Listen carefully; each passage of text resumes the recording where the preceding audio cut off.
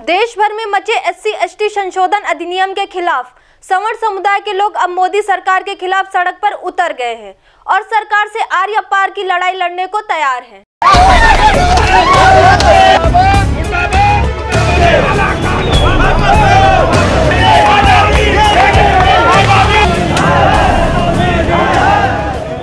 सत्ताधारी मोदी सरकार ने जब से सुप्रीम कोर्ट के फरमान को पलटा है, तब से देश भर में सवर्ण समुदाय के लोग केंद्र की मोदी सरकार पर हमला बोलते हुए सड़क पर हैं और सरकार को खुली चैलेंज दे रहे हैं। अगड़े वर्सेस पिछड़े की इस लड़ाई में संत समाज से लेकर बनिया और ब्राह्मण अब खुलकर मोदी सरकार के खिलाफ सामने आ गए हैं।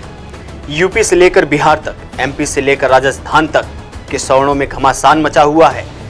ऐसे में देश भर में अपने कथा के माध्यम से मशहूर कथावाचक संत देवकीनंदन ठाकुर ने तो मोदी सरकार को धमकी दे डाली।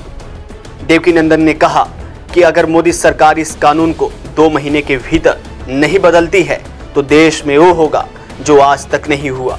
मैं पूरे भारतवासियों को एक बात कहना चाहता हूं, चुनाव लड़ने का मेरा कोई इरादा नहीं है और जो लोग नाना प्रकार की वीडियो या मैसेज मेरे नाम से बना रहे हैं उनमें मेरा कोई रोल नहीं है और ना ही मेरी कोई ऐसी इच्छा है। न मैं और न मेरा मिशन का कोई व्यक्ति कोई इलेक्शन लड़ने के मूड में नहीं है।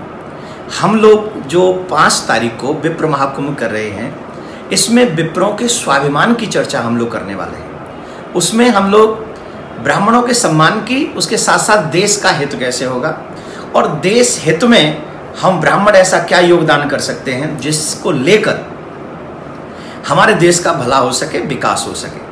सरकार कोई भी काम ऐसा ना करे, कोई कानून ऐसा ना बनाए जिसमें समाज में खाई बने। कुल मिलाकर अब तस्वीर साफ है।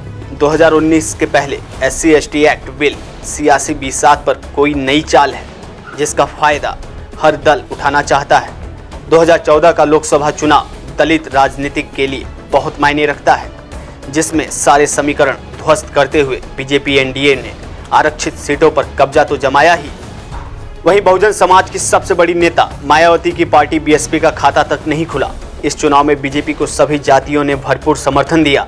यही हाल उत्तर प्रदेश के विधानसभा चुनाव में भी देखने को मिला, जहां 300 से ज्यादा सीटें जीतकर BJP ने सभी जातिगत समीकरण ध्वस्त कर दिए। BJP को गैर जाटों के साथ जाटों के भी वोट मिले, लेकिन 2019 का चुनाव इस बार PM मोदी को सत्ता विरोधी लहर के साथ लड़ना है और साथ में विपक्षी दलों का गठबंधन भी तगड़ी चुनौती देने की तैयारी में है। अब देखना यह दिलचस्प होगा कि SC/ST एक्ट BJP के लिए आगामी चुनाव में कितना कारगर साबित होती है।